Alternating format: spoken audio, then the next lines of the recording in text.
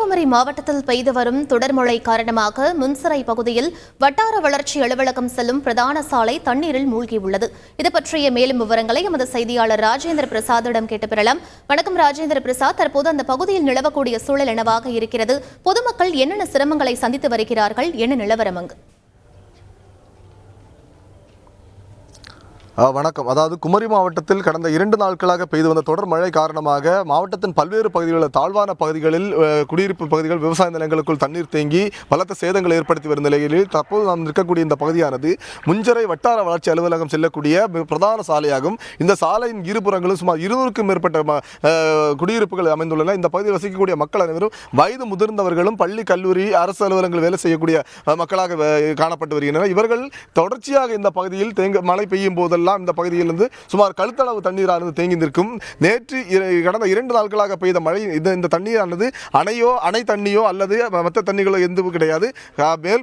அதாவது புதுக்கடை பேரூராட்சிக்கு உட்பட்ட பகுதிகளிலிருந்து வரக்கூடிய மேடான பகுதியிலிருந்து வரக்கூடிய தண்ணீர் இந்த பகுதிகளில் தேங்கி சுமார் 800 மீட்டர் நீளத்துக்கு இந்த சாலையானது தண்ணீர் காடாகவே காட்சியளிக்கிறது. இதன் காரணமாக இந்த பொதுமக்களுக்கு இந்த பகுதியில் இருக்கக்கூடிய அத்தியாவசிய தேவைகளுக்கு வெளியே செல்லவும், அதுபோன்று பால் இந்த போன்ற பத்திரிகை உள்ளிட்ட பொருட்கள் வாங்குவதற்கும் எடுப்பதற்கும் கிடைப்பதற்கும் முடியாத சூழ்நிலை காணப்படுகிறது. அது மட்டும் இல்லாமல் மழைக்காலங்களில் இந்த பகுதியில் வசிக்கக்கூடிய பள்ளி கல்லூரி மாணவிகள் பள்ளி கல்லூரிகளுக்கு செல்ல முடியாத சூழ்நிலை காணப்பட்டு வருகிறது.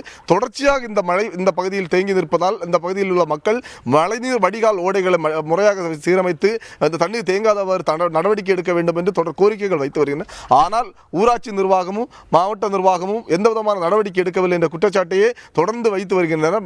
பொதுவாக இந்த பகுதியில் இருக்கக்கூடிய வயதான முதியவர்கள் மருத்துவமனை உள்ளிட்ட தேவைகளுக்கு அத்தியாவசிய தேவைகள் டெய்லி தினமும் நாடக்கூடியவர்கள். ஆனால் இந்த மழைக்காலங்களில் இந்த பகுதியில் இருந்து வாகனங்கள் எதுவும் வந்து செல்ல முடியாத சூழல் காணப்பட்டு வருவதால் அவர்கள் உடல் நோய்வாய்ப்பட்டு வீட்டிலேயே தங்கி இருக்கக்கூடிய அவல நிலையில் காணப்பட்டு வருகின்றன. இது குறித்து நம்முடைய இந்த பகுதியில் வசிக்கக்கூடிய பொதுமக்களுக்கு அவர்களுக்கு கேட்போம். மேடம் வணக்கம். அதாவது இந்த பகுதியில் தொடர்ச்சியாக பார்க்கும்போது மழையினாலே இந்த இடம் தான் தண்ணி தேங்கக்கூடிய ஒரு பிரதான பகுதியாக இருக்குது. முதல்ல இங்கே தான் தண்ணி தேங்குது. என்ன பிரச்சனை உங்களுக்கு? என்னதான் நீங்கள் என்ன கோரிக்கைகள் வச்சிருக்கீங்க? உங்களுக்கு இதுவரைக்கும் என்னென்ன நிவர்த்திகள் பண்ணப்பட்டிருக்கா? ஏதாவது அதிகாரிகள் வந்து பார்த்துருக்காங்களா?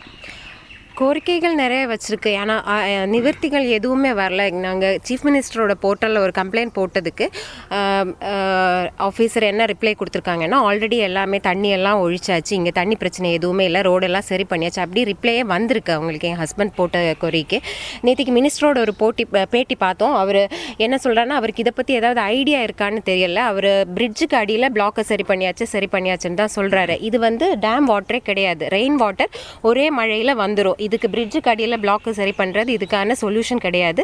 ரோடை தான் சரி பண்ணும், ரோடு சரி பண்ணும், அது பண்ணுற மாதிரி இல்லை. இன்னொன்று மினிஸ்டர் என்ன சொல்கிறாரு, தாழ்வான பகுதிகளில் மக்கள் வீடு வைக்கக்கூடாது, தங்கக்கூடாதுன்னு சொல்கிறாரு. இதுக்கு என்ன ஆக்ஷன் எடுக்க போகிறாங்கன்னு தெரியல.